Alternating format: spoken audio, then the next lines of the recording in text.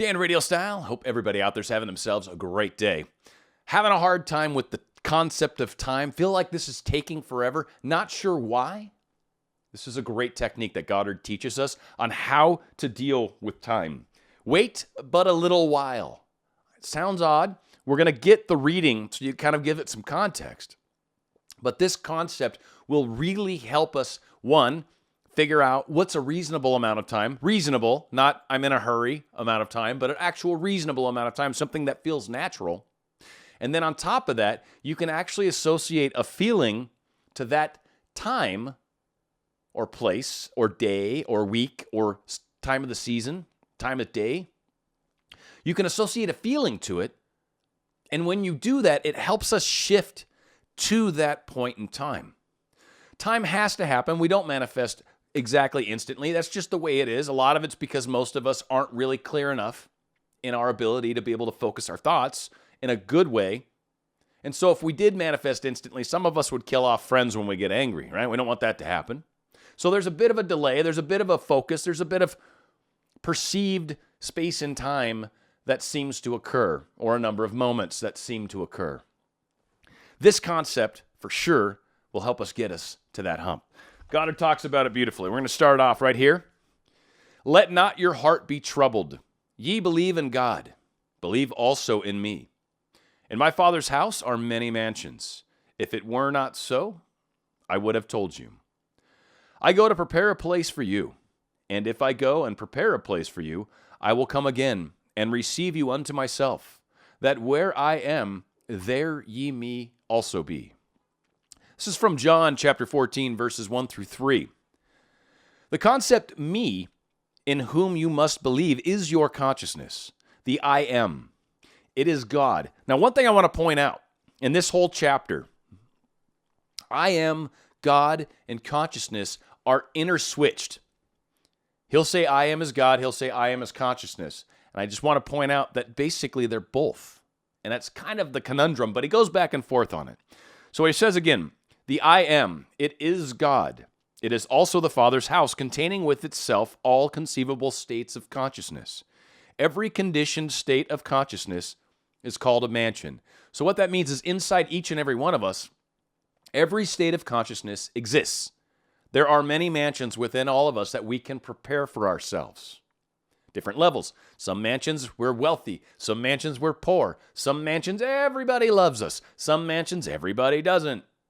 We have all this different consciousness inside of us. And Goddard frequently talks about it. It's about getting your consciousness to the place that you would like to be. Realizing that you have already that which you seek. That you are already that which you seek. That's a very powerful distinction. This conversation takes place within yourself. Your I am, the unconditioned consciousness, is the Christ Jesus speaking to the conditioned self, or the John Smith consciousness. Essentially that part of ourselves that's listening to the other part of ourselves. It's that part that's like always, you have a weird voice pop into your head like, hey, you know what, you should probably make a left turn here and you'll find the right place to go. And you're like, that's a good idea. Like those two voices are having a conversation. And I believe that's what he's talking about here. So the I am portion is I am John. From a mystical point of view, I am John is technically two beings, namely Christ and John. So I go to prepare a place for you, moving from your present state of consciousness into that state desired. It is a promise by your Christ or awareness of being to your present conception of yourself that you will leave your present consciousness and appropriate another. Man is such a slave to time that if after he has appropriated a state of consciousness which is now seen by the world, and it, the appropriated state, does not immediately embody itself, he loses faith in his unseen claim. Forthwith, he drops it and returns to his former state of being. So what he's saying here, and this is true with so many of us, is we don't see the desire happen quickly enough. We're able to get ourselves consciously to the thing. We do the technique, right? We imagine from the feeling of the wish fulfilled, and we feel it, and it's like it's real at the moment, and we're totally there, and it is amazing, and we shift our consciousness. And then what so many of us do is we look to the outer world, and it doesn't show us exactly what we expect to see. So we give up. We question it. We doubt it. We don't think it works.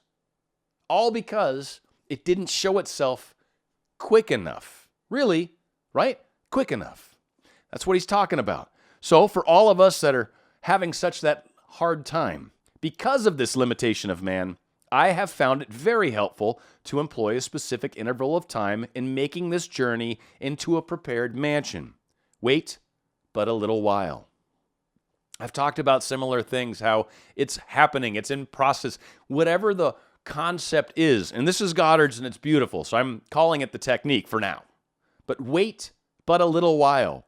Nondescript doesn't mean a specific amount of time, but it does imply that some time is going to pass. He gets into how we can make use of this beautiful technique. So let's continue. We have all cataloged the different days of the week, months of the year, and seasons. By this, I mean you and I have said time and again, why today feels just like Sunday, or Monday, or Saturday. We have also said in the middle of the summer, why this feels and looks like the fall of the year. This is positive proof that you and I have definite feelings associated with these different days, months, and seasons of the year. Because of this association, we can at any time consciously dwell in that day or season which we have selected.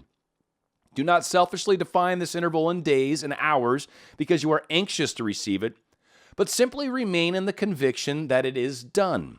Time, being purely relative, should be eliminated entirely, and your desire will be fulfilled. Now here he's even saying will be. It's the concept of thinking, my intention of thinking that this thing is out in some other day out in front of me. It'll happen someday. Someday it'll happen. That's a different concept than understanding that something will be. It will be is acknowledging that I know it's happening. But I know that there's a process, a bit of time, moments, call it what you want, that are going to pass before this thing shows up in my physical world. The ability to dwell at any point in time permits us to employ time in our travel into the desired mansion. Now, I go to a point in time and there prepare a place. If I go to such a point in time and prepare a place, I shall return to this point in time where I have left, and I shall pick up and take you with me into that place which I have prepared, that where I am, there ye may also be. So now he's talking about how you're essentially kind of shifting in time to a degree. I don't want to get too lost on the concept, but that's essentially what's going on, right? We're going out to, say, Sunday, for example. That's the day that I feel it's acceptable for this to happen. And today's Monday. So what I'm doing is I'm going to a place that I know exists in time, and I'm preparing my manifestation. Because Sunday's an adequate day, church is where I always see him, who knows, any number of things. Sunday's just a great day. You feel natural about it. Would be easy to bump into him on Sunday. Maybe that's the day you always see him at the coffee shop. Whatever. Sunday's a perfect day. And when we can look at that and feel that and prepare our place, well, then where we are on Monday, we can come back to ourselves and say, all right, I got everything ready. Everything's good and golden. It's going to happen Sunday. Right? If we had that level of understanding, would we on Tuesday morning wake up and go, why is it not here yet? No, because you know it's coming Sunday. And you're fine with the fact that it's coming Sunday. Wait but a little while, a few days, a week, a couple months. I don't know what feels natural to you. We'll get into it. This is an awesome technique. I almost said itching with a B. Let me give you an example of this travel. Suppose you had an intense desire. Like most men who are enslaved by time, you might feel that you could not possibly realize so large a desire in a limited interval. But admitting that all things are possible to God, believing God to be the me within you or your consciousness of being, you can say, as John, I can do nothing. But since all things are possible to God, and God I know to be my consciousness of being, I can realize my desires in a little while. How my desire will be realized, I do not know, as John, but the very law of me being, I do know that it shall be. With this belief firmly established, decide what would be a relative, rational interval of time in which such a desire could be realized. Again, let me remind you not to shorten the interval of time because you are anxious to receive your desire. Very important key here, folks. If you're going to use this technique, heed this warning, because if you do not, it will not work. If you create an interval of time that is not natural to you, this will not work. So you must feel natural with an appropriate amount of time. So again, let me remind you not to shorten the interval of time because you are anxious to receive your desire. Make it a natural interval. No one can give you this time interval. Only you can say what the natural interval would be to you. The interval of time is relative. That is, no two individuals would give the same measurement of time for the realization of their desire. What this is a way to get your mind comfortable with the fact that you have it now, it's created now, you just put it in the oven on Monday, you've created your place essentially on Sunday, and so you put it in the oven on Monday, and the time to cook is until Sunday. That's it.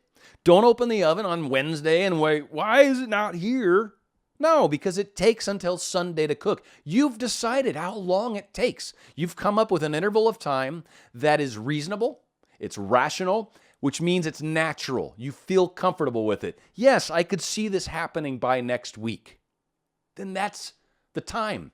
Prepare your place next week so your mind can be like, all right, it's in the oven till next week. Done. That is the point of this. So many of us wake up on Wednesday and go, why is my food not ready? Because you set the timer until Sunday. Relax. So many of us, when we manifest without this technique, unknowingly put food in the oven that's going to be in there till Sunday, but we don't know that. So we open it up on Tuesday. It's still not ready. Open it up on Wednesday. Still not ready. What the hell? Why this is not working? Is the oven on? Open it up Thursday. It's still not ready. What the? This isn't working. So then we take it out of the oven. We screw it. Put gloves on because it's hot. Take it out of the oven. Never cooked. Didn't cook. I didn't get it. I guess I have to start over. No. You just didn't give it enough time to cook. And you didn't know how long because you weren't participating actively in that decision. Goddard's teaching us a great way to do that. Time is ever conditioned by man's conception of himself. Confidence in yourself, as determined by conditioned consciousness, always shortens the interval of time. If you were accustomed to great accomplishments, you would give yourself a much shorter interval in which to accomplish your desire than a man schooled in defeat. This is so true. And again, this is why it needs to be natural. If you're used to manifesting things all the time, relationships, people, girls, it's going to be easy to meet somebody. It's going to be easy to shift this consciousness where this person comes into your life. But if you have a hard time even talking to people, let alone never had a relationship, well, yeah, it's going to take you a little bit more time to consciously get to this point. It's okay. Again, it's whether it takes a little bit longer to cook in your oven because your oven maybe isn't as new as mine. It's kind of a way to look at it. Then that's okay. It's still cooking. It's still getting to where you want it to be. You just got to learn to cook in your oven. That's fine. It's your oven. Let's learn it together.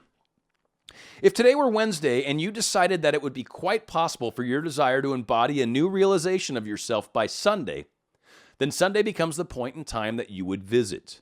To make this visit, you shut out Wednesday and let in Sunday. This is accomplished by simply feeling that it is Sunday. Sunday's got a feeling, right? Church bells, the whole 9 yards. Sunday feels like the day before work, but it's a very calm and relaxed day. It's an awesome day.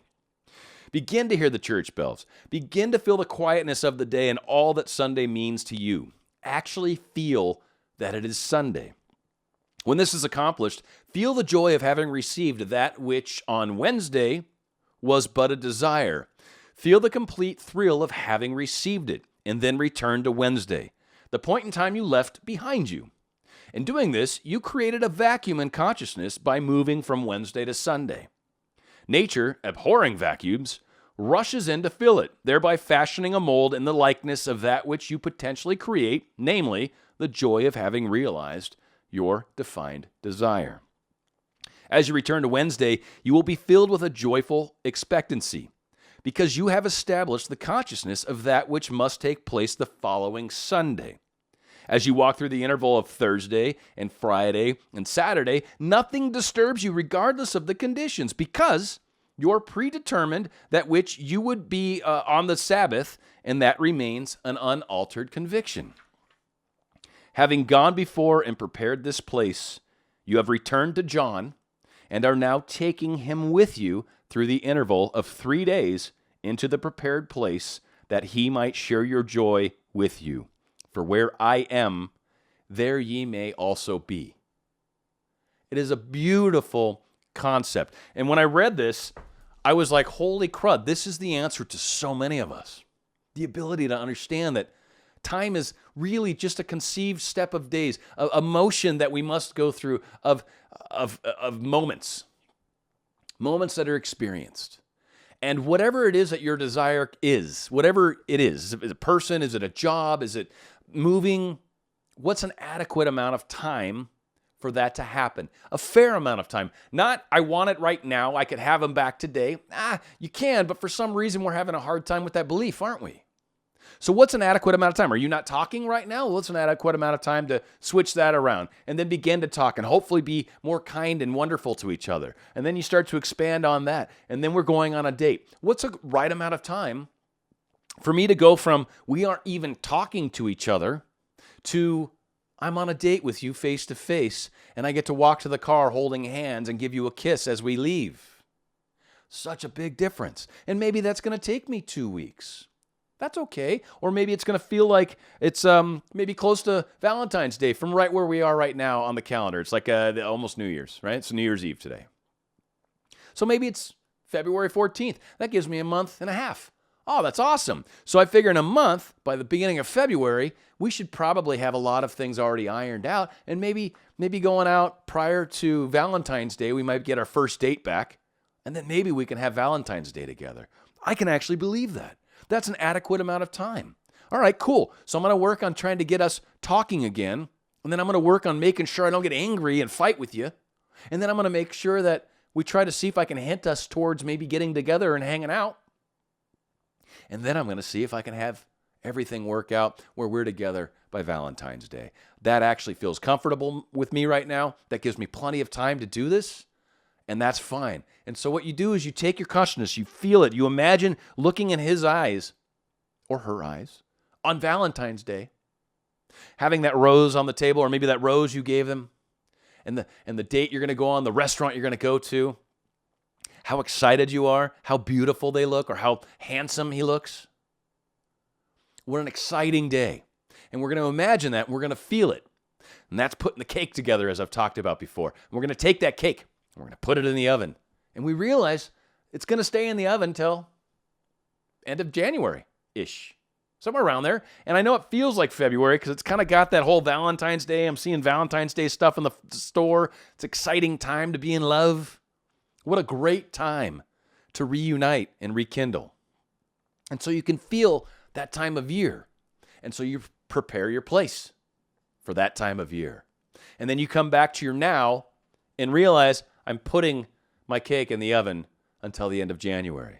And that creates that vacuum almost. Because now, when you wake up January 5th and they're not with you, that's okay.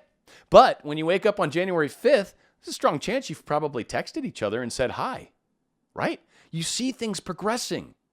Now, it's not supposed to come to fruition for another month, but yeah, he just texted me, said happy New Year's.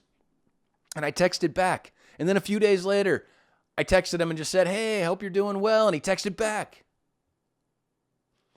These things progress. Give it a natural amount of time to unfold. Understand that there's steps and little bits. You're not trying to figure out how it's all happening. God knows all sorts of secret ways that you don't know, that I don't know. But I know he's working on it for me. Why? Because I've asked him to. And he's agreed that that's all I need to do. And then I just need to be patient and let it happen. Allow it to happen. Dan, Radio Style.